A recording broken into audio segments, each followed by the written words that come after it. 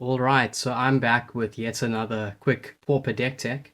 So as I mentioned in my Mono Black Tron video, of late I've been playing with lots of different Tron builds because I'm quite masochistic. Um, I will say that the current Pauper meta is not very friendly to Tron at all. Obviously, one of the top decks of the moment is Gruul Ponza, which runs so much land destruction, and land destruction is the bane of any Tron deck's existence. It's truly a terrible, terrible matchup against Gruul Ponza. But that said, I still enjoy the play style of Tron, which is why I have still been experimenting with various Tron lists. And I do think that perhaps when and if the meta shifts a little bit, Tron will be better positioned once again. So I've played various different kinds of Tron, and I will post more deck techs on the various different kinds I've played. But the one that I've had the most the one that I've had the most success with has been Gruul Monster Tron. So it's essentially just a Tron list that splashes red for creature removal and tries to win the game by ramping into very powerful threats, most of which provide you with instant value when you cast them or when they enter the battlefield. So I'll just dive into the list, beginning with the lands. So we're running 20 lands, obviously the Tron lands, plus two basic forests, three Crystal Grotto for scrying and color fixing. We have one Bajuka Bog, and then we also have one Haunted Fengraf, which is a land with tap add one colorless. It also has pay 3 generic, tap, sack it, return a creature card at random from your graveyard to your hand. So since we obviously run 4 copies of Expedition Map, it is nice to have one of utility lands that we can tutor up with the Expedition Map if necessary. Hence the Fengraf, hence the Bajuka Bog. Then since we are mostly a green deck that splashes red, we also have one copy of Slagwood's Bridge, which just benefits from the fact that it's indestructible. Then in terms of getting Tron as fast as possible, we run a full play set of Ancient Stirrings and Expedition Map.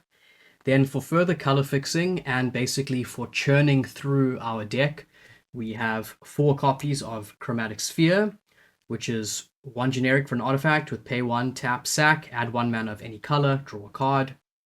Then we also have 4 copies of Chromatic Star, which is very similar, 1 generic for an artifact, pay 1 generic, tap, sacrifice it, add 1 mana of any color. When it's put into a graveyard from the battlefield, draw a card. Then once we've assembled Tron, which this list does fairly consistently and quickly, our first threat at the lower end of our curve is a full set of Self-Assembler, which is 5 for a 4/4 that says when it enters the battlefield, you may search your library for an Assembly Worker creature card and put it into your hand, and this itself is an Assembly Worker, so this just tutors up another copy of itself, just kind of restocks your hand a little bit, and obviously provides you with that instant value even if it's removed, which it's pretty much bound to be. Then kind of in a bit of a uncertain spot, I'm not sure whether this truly deserves a place, but we just have 1 copy of Power Plant Worker as just yet another 5-drop. So it's 5 mana for a 4/4 that has pay 3 generic. It gets +2/+2 until end of turn. Activate this only once each turn. It does have a synergy with Mine Workers and Tower Workers, but we don't play them. But this is basically just 5 for a 4/4 that we can turn into a 6/6 fairly easily. Okay, then we have 1 Fangren Marauder, which is 6 for a 5/5, that says whenever an artifact is put into a graveyard from the battlefield, you may gain 5 life. So that's obviously very good with our Chromatic Spheres, Chromatic Stars, and Expedition Map, our artifacts that we sacrifice. And also it means if they kill our Assembly Workers or Power Plant Worker, we gain life off that. Same with Boulder Branch Golem. So Boulder Branch Golem, 7 mana for a 6/5 that says when it enters the battlefield, you gain life equal to its power, but it also has Prototype for a cost of 3 generic and 1 green. So if you cast it for its Prototype, it enters as a 3/3, gaining you 3 life instead. So generally we want to hard cast this just because gaining 6 life really helps against so many of the decks, and if we have a kind of a slow start and we lose a lot of life in the early game, this can really just stabilize things and put us back on track. Then next up, we have Wretched Griff. So it's 7 generic for a 3/4 with flying that says when you cast it, draw a card. So like the Assembly Worker, it's kind of just replacing itself in your hand and providing you with instantaneous value. And then again, for more sort of on-cast effects, we have a full set of Maelstrom Colossus, so 8 for a 7/7 with Cascade. So if you get lucky with this, you can obviously Cascade into other monsters and just get insane value off this, and just the 7/7 body is pretty damn powerful. And then finally, our heaviest hitter is 2 copies of Ulamog's Crusher, 8 for an 8/8, Annihilator 2, attacks each combat if able. So on the downside, this does not provide us with instant value, and it is very, very likely to be removed just because it is such an imposing threat. But if your opponent doesn't answer this and doesn't kill it quickly, it does finish games in short order, just because the Annihilator 2 is so devastating for most decks. And then finally, we splash red for 4 copies of Fiery Cannonade in the main board. We have more red stuff in the sideboard. But basically, this is just to kill problem creatures like Basking Brood-Scale, or to just wipe your opponent's board of like goblin tokens or elves or whatever, or sneaky snackers. It is just such a powerful card, and it's great to have at least one removal spell on the main board as kind of like a break glass in case of emergency card, so we're not just dead in the water against certain decks. Although what's kind of annoying about this is that because it's only 2 damage, it doesn't, for example, kill Axebane Guardian, meaning that we kind of struggle game 1 against the Walls combo deck. It can just race us, and we might not be able to shut it down. So for that reason, it's possible that Lightning Bolt is actually better in the main board, especially because, Basking Brood-Scale, the deck has ways of putting counters on that, so sometimes, its toughness is greater than 2, which is annoying. So Lightning Bolt is an option. Another option is to instead splash black and just put in Cast Down or something, just so that we truly have a powerful removal spell for those combo decks, etc., just for getting rid of those problem creatures that kind of threaten to win us, to defeat us single-handedly. So in the sideboard, we have 4 Relic of Progenitus. We have 2 copies of Serene Heart, which is 2 for an instant that says destroy all auras. Obviously great against Boggles, but it also kills Utopia Sprawl, Wild Growth, etc. The sideboard is kind of rough, but at the moment I have 1 Weather the Storm. I have 2 more Fangren Marauders, which are just great against sort of like burn decks, etc. We have 4 Lightning Bolts, which, as I mentioned, this is essentially for dealing with creatures that have toughness greater than 2. And then finally, for like affinity type decks, we have Gorilla Shaman, 1 red for a 1/1 that has an activated ability which says pay X and 1 generic, destroy target non-creature artifact with mana value X. So that's fantastic for destroying the artifact lands because their mana value is 0, of course, meaning this is just 1 mana to destroy an artifact land. And one of the best ways of attacking affinity is by going after its lands, its mana sources, choking it off at the source. So there you have it. That's the deck. So I will include in this video tons of gameplay. I guess both games where this deck worked well and where it didn't. It actually feels very strong against a lot of the meta decks. But of course, land destruction is just such a problem for this deck that, if your meta is dominated by Ponza, steer clear of Tron at all costs. But if it's not, then I think Tron is still a decent option just because it's pretty damn solid against so many of the other decks in the format. And it's also just such a fun list to play. I mean, who doesn't like ramping into massive monsters and smashing face with it? Alrighty, well, I'll end it there. If you have experience with Tron and you have suggestions for which lists work for you or how this list could be optimized, etc., please let me know. Also, if you have suggestions for other decks or cards I should look at or perhaps build around, let me know that as well. As always, thanks for watching, and I will see you in the next video.